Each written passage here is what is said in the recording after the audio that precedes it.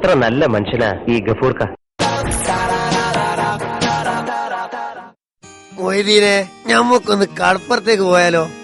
എന്തേ നിങ്ങള് മീൻ കച്ചവടം തുടങ്ങിയാ? ഇവൻ എവിടുന്ന് വന്നല്ലോ? മീൻ കച്ചവടക്കാർക്ക് മാത്രമേ കടപ്പുറത്തേക്ക് പ്രവേശനമുള്ളൂ. എടാ, ഞമ്മക്ക് വെറുതെ ഒന്ന് ചുറ്റിക്കറങ്ങി ബീച്ചൊക്കെ കണ്ടുവരാന്ന്. ശരി, വേറെ പണിയൊന്നും ഇല്ലല്ലോ, പോയിക്കളയാ. മൊയ്തീനെ, ഈ കടല് നിറയെ അത്ഭുതാണല്ലോ അല്ലേ? ഏയ്, അതൊക്കെ നിങ്ങക്ക് തോന്നണതാ.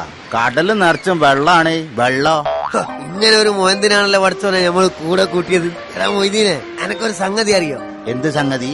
ഈ ലോകത്ത് ആദ്യമായിട്ട് ജീവനുണ്ടായത് കടലിലാണ് പോലും. അയ്യേ, ആരാണ് ഗഫൂർക്ക നിങ്ങളോട് ഇമ്മാതിരി വിഡിത്തം പറഞ്ഞിന്?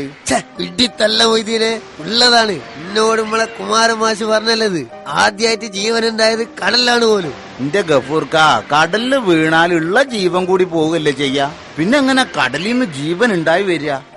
വല്ലാത്തൊരു മന്ദബുദ്ധി തന്നെയാണല്ലോ മൊയ്തീനേക്ക്. ഗഫൂർക്ക, ഞാനൊരു കാര്യം ഇപ്പളാ ഓർത്തെ. ഈ കടലിന് ജീവൻ ഉണ്ടെന്ന്. കടലിന് ജീവനോ? എന്ത് വിഡിത്താണ്ടോക്ക് പറയണത്? തന്നെന്ന് നമ്മള് കരയില് പരശുരാമനോട് തോറ്റ കടൽ എന്ന് എഴുതിയാലേ കടലിന്റെ തെര വന്ന് അത് മായ്ച്ചളയോ. നേരോ? നാലിക്കൊന്ന് എഴുത്. പരശുരാമനോട് തോറ്റ കടൽ.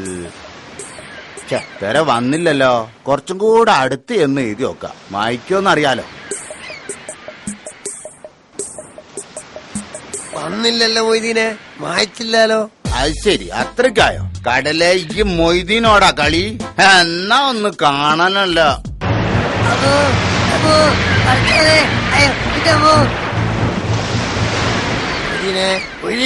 പറച്ചോനെ, കടല് വന്ന് കംപ്ലീറ്റ് മാറ്റിയല്ലോ.